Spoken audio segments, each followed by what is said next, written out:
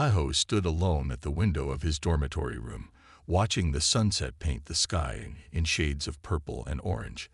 His crystalline skin sparkled as the last rays of light touched it, sending tiny rainbows dancing across the walls of his small room. He was 13 years old, and for the past 3 years, this had been his home, if you could call it that. The Interstellar Academy of New Seoul was the most prestigious school on Earth for both human and alien children. Its tall, gleaming towers reached toward the stars, and its halls were filled with the latest technology from across the galaxy. But to Tahoe, it felt more like a beautiful cage than a school. He touched the window gently, his transparent fingers leaving no marks on the glass. In the reflection, he could see himself clearly. A boy made of living crystal, with features that looked almost human but weren't quite right. His hair was like strands of fine glass, and his eyes glowed with a soft blue light that got brighter when he was emotional. "Dinner time in 10 minutes, the room's AI announced in its friendly voice. All students should proceed to the dining hall. Tahoe sighed and picked up his tablet. He had been avoiding his homework, but not because it was hard. In fact, he was the best in his class at quantum mathematics and stellar navigation. These subjects came naturally to him. After all, his people, the Celestians, had once been the greatest explorers in the galaxy. But that was before the Great Stellar War, before his homeworld was destroyed, before he became one of the last surviving Celestians in the galaxy.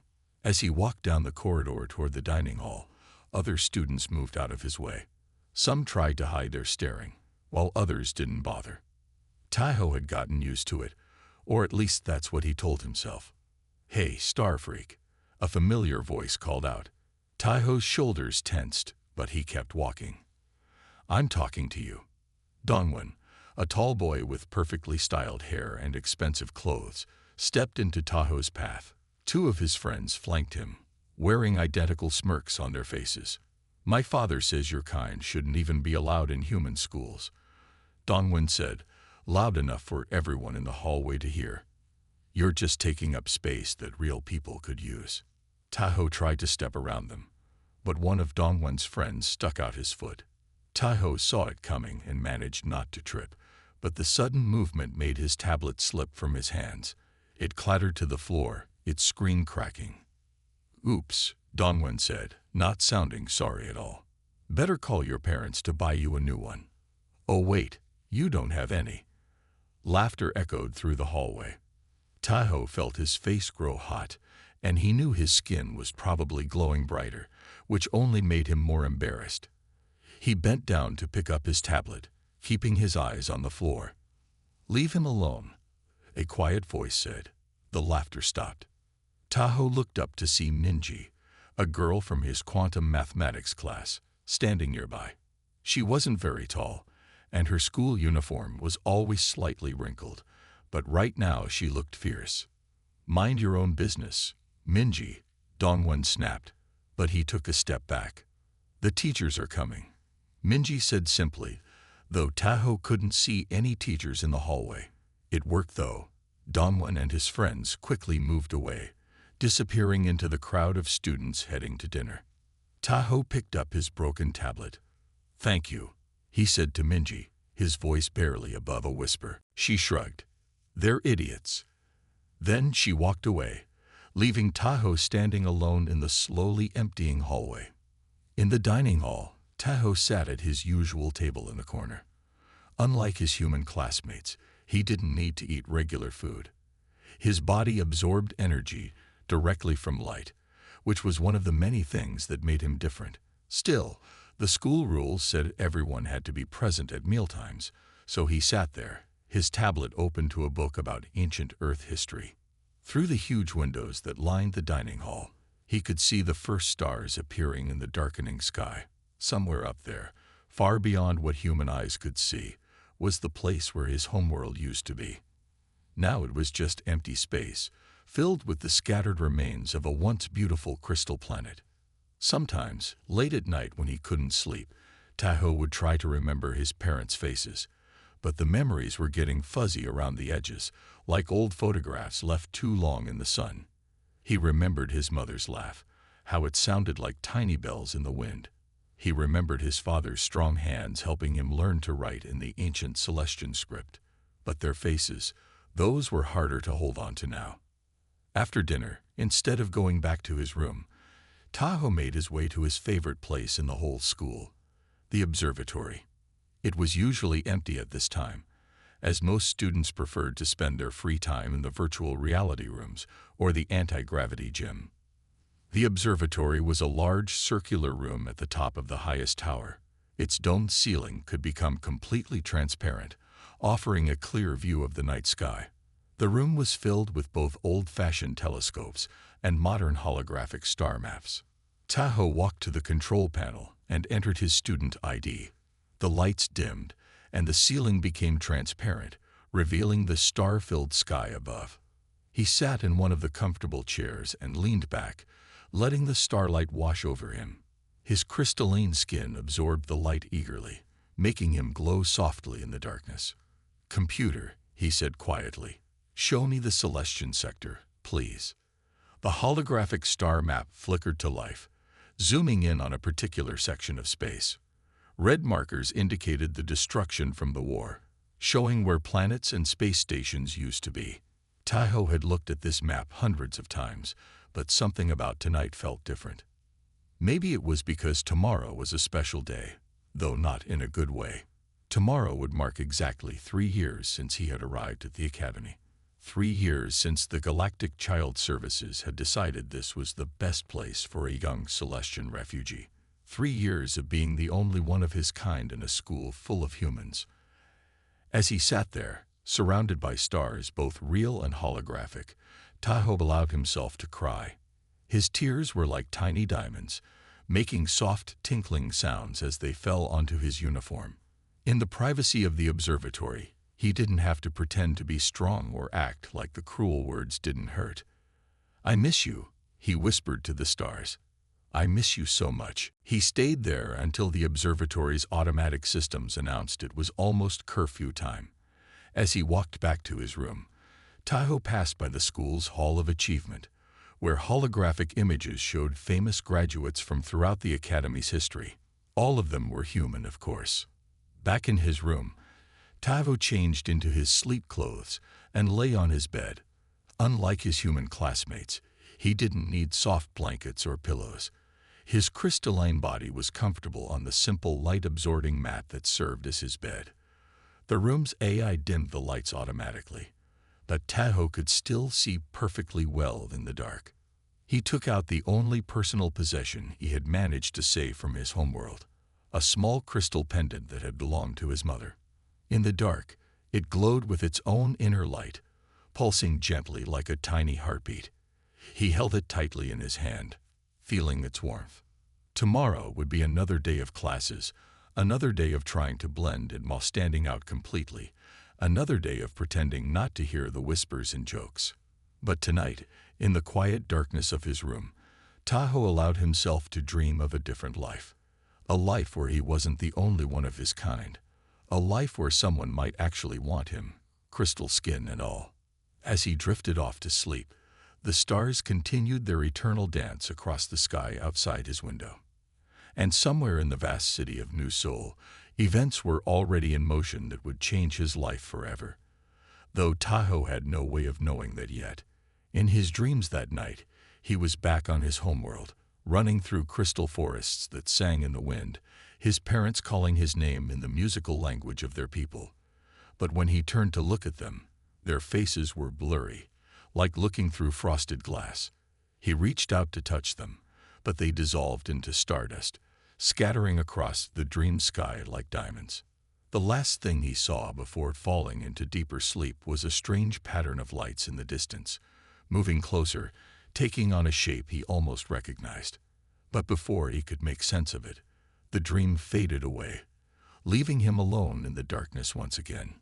Tomorrow would bring something new, but for now, the lonely star child slept, his crystal skin reflecting the light of distant stars, each one a reminder of how far he was from home. The morning started like any other at the Interstellar Academy. Tahoe woke up as the first rays of sunlight touched his crystal skin, making him sparkle in the early dawn.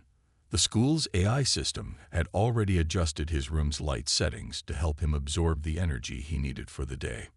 But today was different. As Tahoe walked into his first class, Advanced Stellar Navigation, he noticed an unusual buzz of excitement among his classmates. Everyone was talking about the special guest who would be visiting the academy today. "I heard she's the leading expert on crystal-based life forms," one student whispered. "My father says she's crazy for spending her life studying alien biology," another replied. Tahoe kept his head down and walked to his usual seat at the back of the classroom. He tried not to listen to the whispers, but his sensitive "I found this in an old library," Dr. Park explained. "It's a collection of Celestian children's stories. I thought you might like to have it." Tahoe's hands trembled as he touched the book.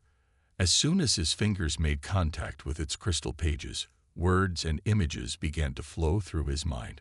Stories he had forgotten, songs his mother used to sing. They were all there. "Thank you," he whispered, and a tear rolled down his cheek, crystallizing before it hit the floor. Dr. Park didn't try to wipe away his tears or tell him not to cry. Instead, she just sat quietly with him, giving him time to feel his emotions. Finally, she said, "I'm going to be at the academy for the next few months, doing research. Would you like to learn more about your people's history? I could teach you." Tahoe nodded eagerly. "Yes, please." "Good," she smiled. "Let's meet in the observatory after your classes. I hear that's your favorite place."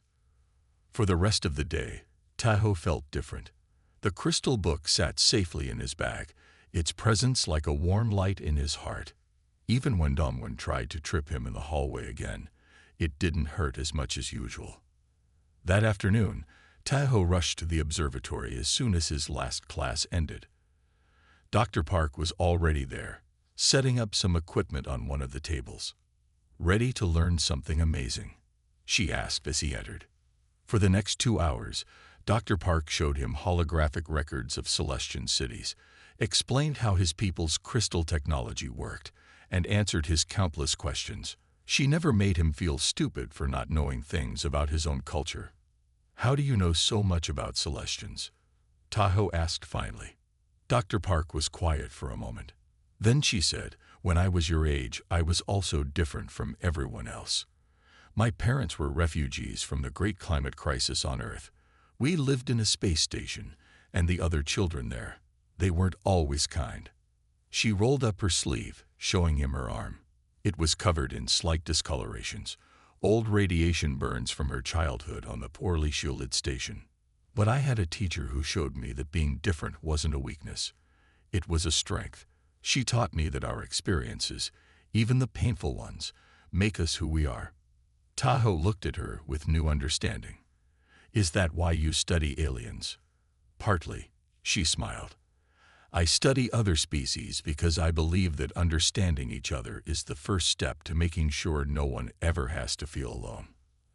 As the stars began to appear in the observatory's transparent dome, Dr. Park taught Tahoe how to read the crystal book properly. His fingers moved across the pages, absorbing the stories directly into his mind. "Your people," Dr. Park said softly, "believed that stories were living things. They said that every time a story is shared, it grows stronger, like a crystal growing new facets." Tahoe looked up from the book. "Do you think, could I share these stories with others?" "Of course. In fact, I think that would be wonderful." She paused, thinking. "You know, the Academy has a cultural exchange program. Would you like to teach your classmates about Celestian culture?" The idea was both exciting and scary. But what if they make fun of me? "Some might," Dr. Park admitted honestly, "but others will listen. And those who listen might start to understand. Understanding leads to change, Tahoe. Small changes at first, like raindrops. But enough raindrops can fill an ocean." As Tahoe walked back to his room that night, he felt lighter than he had in years. The crystal book in his bag pulsed gently, like a second heartbeat. For the first time since coming to the academy, he felt like maybe, just maybe, he had found someone who truly saw him. In his room, he carefully placed the crystal book next to his mother's pendant. The two crystals seemed to sing to each other, their light pulsing in harmony. As he lay down to sleep, Tahoe thought about Dr. Park's words about change and understanding. Tomorrow would still bring challenges.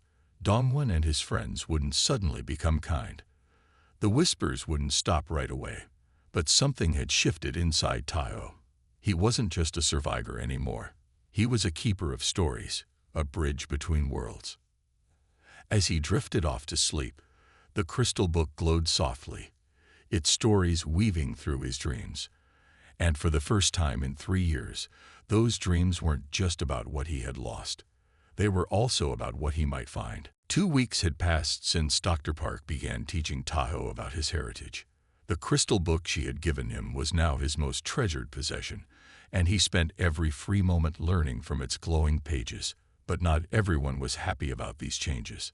Dongwon watched with growing anger as Tahoe gained confidence. During their morning stellar navigation class, Tahoe had started answering more questions, sharing information about how his people had traveled through space. Some students actually seemed interested in what he had to say. Teacher's pet, Dongwon muttered one day as they left class. Think you're so special now that Dr. Park is here. Tahoe tried to walk faster, but Dongwon and his friends followed him. The hallway was emptying as other students hurried to lunch. Soon, they were alone. I heard you're going to give a presentation about your culture, Dongwon said, stepping in front of Tahoe. Who wants to learn about a bunch of dead aliens? We're not dead, Tahoe said quietly, surprising himself with his own courage. There are other Celestian survivors out there. Dongwon's face turned red with anger. You don't belong here, he shouted and pushed Tahoe hard against the wall. The impact wasn't very strong, but something terrible happened. A small crack appeared in Tahoe's crystal skin, starting at his shoulder and spreading like a spider web. Sharp pain shot through his body, and he fell to his knees. Dongwon stepped back, looking scared for the first time. I didn't mean to. What's happening here? A stern voice called out. Mr. Kim, their navigation teacher, came running down the hallway. Behind him was Minji, who must have gone to get help. He's hurt, Minji said, pointing at Tahoe's shoulder. The crack was getting worse, spreading slowly across his chest. Each movement sent waves of pain through his body. Tahoe had never been injured like this before. He didn't even know it was possible. Someone call Dr. Park, Mr. Kim ordered. Now. Everything became a blur of motion and voices. Tahoe heard running footsteps, worried voices, and the school's eye announcing a medical emergency. Through his pain, he was aware of being carefully moved to the medical bay. Dr. Park arrived quickly, her face worried but calm. I need everyone to leave except medical staff, she said firmly. Celestian injuries are different from human ones. As the room cleared, Dr. Park gently examined the crack in Tahoe's crystal skin. I'm going to help you, she said softly. But you need to trust me. Can you do that? Tahoe nodded, trying not to cry. Each tear that fell made the pain worse. Dr. Park took something from her bag, a small device that looked like a pen made of pure light. This is a Celestian healing tool, she explained. I've been studying how they work. The crack in your skin isn't just physical, it's affecting your light absorption ability. She carefully moved the light pen along the crack. Warm, gentle light flowed from it into Tahoe's skin. The pain began to fade. Why? Tahoe started to ask, then tried again. Why do you have Celestian healing tools? Dr. Park continued her work as she answered, because I believed that someday they would be needed again. Not everything was lost in the war, Tahoe. Some of us have been keeping your people's knowledge safe, waiting for the right time.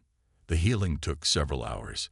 By the time Dr. Park finished, the crack had sealed itself, leaving only a faint line that shimmered slightly differently from the rest of his skin. It will fade completely in a few days, Dr. Park assured him. But Tahoe, we need to talk about what happened. The school principal, Mrs. Lee, came to the medical bay once Tahoe was healed. She looked very serious as she sat down beside his bed. "Dongwon has been suspended," she said. "His parents are being called in for a meeting. But this incident has brought up some serious concerns about the safety of non-human students in our academy." "It's not just about safety," Dr. Park spoke up. "It's about proper care. The academy has dozens of non-human students, but no specialists who understand their unique needs. No one even knew that Celestian crystal skin could crack under stress." Mrs. Lee looked uncomfortable. "We've always prided ourselves on being an inclusive institution." "Inclusion isn't just about letting someone in the door," Dr. Park interrupted. "It's about making sure they can truly live and learn safely once they're inside." Tahoe listened as the adults talked about changes that needed to be made. Dr. Park spoke passionately about the need for better understanding of different species, about how the academy needed to do more than just claim to welcome everyone. The news of what happened spread quickly through the school. The next day, Tahoe found a small card on his desk when he returned to class. It was from Minji. "I'm sorry I didn't help more before," the card said. "Would you tell me about your story sometime?" But not everyone was supportive. Some parents complained about having dangerous aliens in the school. Others said that non-human students should go to special schools instead. One morning, Tahoe looked out his window and saw people holding signs outside the academy gates. The sign said things like "Earth for humans" and "Alien integration threatens our children." Dr. Park found him in the observatory that evening, staring at the stars with tears in his eyes. "Maybe they're right," he said quietly. "Maybe I should leave." "No," Dr. Park said firmly. "Running away isn't the answer. Those people out there are scared of what they don't understand. But we can change that." She sat down next to him and pointed to the stars. "Your people had a saying. Light finds its way through every crystal. It means that knowledge and truth can't be stopped. They just need time to spread." "But what if I make things worse by staying?" Tahoe asked. "What if more people get angry?" "Some people will always resist change," Dr. Park admitted. "But think about Minji. Think about your classmates who want to learn about your culture. Change happens one person at a time, like stars appearing in the evening sky. First one, then another, until the whole sky is bright." She pulled something else from her ever-present bag, a small crystal projector. When she turned it on, it showed holographic images of other Celestian children, living on different worlds. "You're not alone, Tahoe. There are others like you out there. And there are humans who want to help, who believe in building bridges between species. The question is, do you want to be part of that bridge?" Tahoe looked at the images of other crystal children. Some looked older than him, some younger. All of them had survived, just like him. All of them were finding their way. "I want to stay," he said finally. "I want to help build that bridge." Dr. Park smiled. "Then we'll build it together. Tomorrow, I'm speaking at the Academy Board meeting. Would you come with me? Share your experience?" Tahoe thought about it. The idea of speaking in front of the board was scary. But then he remembered the stories in his crystal book. Stories of his people facing their fears, exploring unknown space, building connections with other species. "Yes," he said, "I'll come." That night, as he prepared for bed, Tahoe looked at the faint line on his shoulder where the crack had been. Dr. Park had told him it would fade, but part of him hoped it wouldn't completely disappear. It could be a reminder that being broken didn't mean being destroyed. Sometimes, healing made you stronger than before. He held his mother's pendant in one hand and touched the crystal book with the other.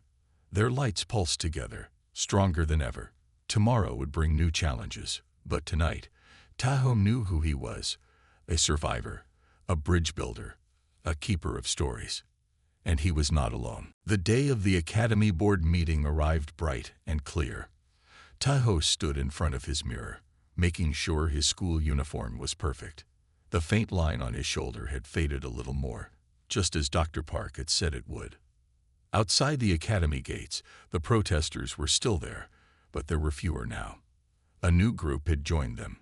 Students and parents holding signs that said, "All species welcome," and "Knowledge knows no borders." Dr. Park met Tahoe outside the boardroom. She wore formal clothes today, but her kind smile was the same as always. "Ready?" she asked.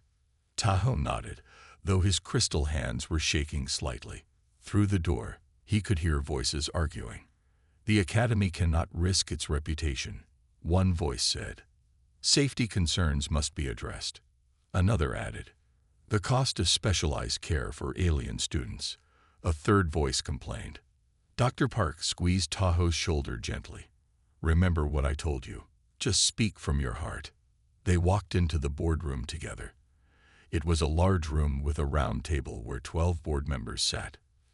Tahoe recognized Mrs. Lee, the principal, but the others were strangers. Some looked at him with curiosity, others with concern, and a few with clear disapproval. "Dr. Park," Mrs. Lee said, "you may begin your presentation." Dr. Park stepped forward. "Thank you. But first, I'd like Tahoe to share his experience." All eyes turned to him. Tahoe felt his skin start to glow with nervousness, but he remembered the stories in his crystal book, stories of courage and truth. He took a deep breath and began to speak. "3 years ago, I lost everything," he said quietly. "My home, my parents, my whole world. The only things I had left were my mother's pendant and my memories. When I came to this academy, I thought I would always be alone." His voice grew stronger as he continued. "But then I learned something important. Family isn't just about where you come from or what you're made of. It's about the connections we choose to make." He touched the faint line on his shoulder. "When I was hurt, Dr. Park knew how to help me because she chose to learn about my people. She kept our knowledge safe when others thought it was lost forever. She showed me that being different isn't something to hide. It's something to share." One of the board members interrupted. "This is all very touching, but we have practical concerns. The cost of specialized care for non-human students." "May I finish?" Tahoe asked politely but firmly. The board member looked surprised but nodded. "Every day, humans and aliens work together in space. We trade, we learn, we help each other. But how can we do that if we don't learn to live together first? This academy says it prepares students for the future. Well, the future isn't just human. It belongs to all of us." The room was quiet when he finished. Then Dr. Park stepped forward again. "I have a proposal," she said. "I want to establish a new department at the academy, the Xenocultural Integration Program. It would provide specialized care for non-human students and teach all students about different species and cultures." She placed a data tablet on the table. "I've already secured funding from the Galactic Science Foundation. They believe this could become a model for schools across Earth." The board members began to talk among themselves. Some looked excited, others worried. Mrs. Lee raised her hand for silence. "This is a big decision," she said. "We'll need time to consider." Suddenly, the door opened. Everyone turned to look. It was Dongwon, still in his school uniform despite his suspension. "I want to say something," he said. His parents stood behind him, looking uncomfortable. Mrs. Lee frowned. "This is a closed meeting." "Please," Dongwon said. "It's important." To everyone's surprise, it was Tahoe who spoke up. "Let him talk." Dongwon walked to the center of the room. His usual confidence was gone. "I was wrong," he said simply. "I was cruel to Tahoe because I was scared of things I didn't understand. But when I hurt him," he paused, taking a shaky breath. "When I saw him hurt, I realized he wasn't so different. He feels pain like we do. He has feelings like we do." He turned to face Tahoe. "I'm sorry, really sorry, and I want to learn about your people, your culture, everything. If you're willing to teach me." The room was silent again. Tahoe looked at Dongwon, seeing not the bully who had tormented him, but someone who was trying to change. "There's a Celestian saying," Tahoe said. "Every crystal can reflect new light. It means everyone can learn and grow. Yes, I'll teach you. The mood in the room shifted. Board members who had looked doubtful now seemed thoughtful. Mrs. Lee stood up. Dr. Park, we'll need more details about this program, but I think we can all agree that today has shown us something important. Change is possible, but only if we're brave enough to try. The next few weeks were busy ones. The Academy announced the creation of the Cultural Integration Program, with Dr. Park as its head. More non-human students began to enroll, knowing they would receive proper care and understanding. Tahoe started teaching a weekly class about Celestian culture. To his surprise, many students came, including Dongwon. They sat fascinated as he shared stories from his crystal book, demonstrated how his people used light for communication, and explained the principles behind Celestian space navigation. One evening, as Tahoe was finishing a lesson, Dr. Park came to the classroom with exciting news. "The Galactic Child Services has reviewed your case," she said, her eyes bright with happiness. "They've approved my application." Tahoe's heart seemed to stop. "You mean?" "If you want," Dr. Park said softly, "I'd like to adopt you. Legally, officially, and in every way that matters." Tears fell from Tahoe's eyes, crystallizing as they hit the floor. But these were happy tears. "Yes," he whispered. "Yes, please." The adoption ceremony was held in the Academy's observatory, under the stars that had watched over Tahoe for so long. Students, teachers, and even some of the board members came to witness it. As Dr. Park, now officially his mother, placed a traditional Earth adoption necklace around his neck, Tahoe added his mother's crystal pendant to it. The two pieces glowed together, neither overwhelming the other, creating something new and beautiful. "See," his new mother said, touching the combined necklace. "Just like us. Different, but stronger together." 1 year later, Tahoe stood at the Academy's entrance, welcoming new students. Some were human, some were crystal-based like him, and others were species he was still learning about. Each one carried their own stories, their own hopes and fears. A small Celestian girl looked up at him nervously. "Will they like me here?" she asked in their musical language. Tahoe knelt down beside her. "Look around," he said, switching to standard Earth language so everyone could understand. "See all these different faces. Each one is unique. Each one belongs. Just like you." The girl's crystal skin brightened with hope. Tahoe stood up and looked at all the new students, seeing in their faces the same uncertainty he had felt 3 years ago. "Welcome to the Interstellar Academy," he said. "Here, we don't just learn about the stars. We learn about each other. And together, we create new constellations." That evening, Tahoe sat in the observatory with his mother, watching the sunset paint the sky in beautiful colors. His crystal book lay open on his lap, but he wasn't reading it. Instead, he was writing his own story, one about a lonely star child who found his way home in the most unexpected place. "Mom," he said, testing the word that still felt new and wonderful on his tongue. "Do you think there are other stories out there? Other children like me who need to find their way?" Dr. Park, Mom, smiled. "I'm sure there are, and we'll help them, one story at a time." Together, they watched the stars appear, each one a reminder that in the vast universe, no one had to be alone. Family wasn't about matching skin or sharing the same star. It was about the connections we choose to make, the bridges we build, and the love we share. And somewhere, in the endless expanse of space, Tahoe knew his first parents were smiling.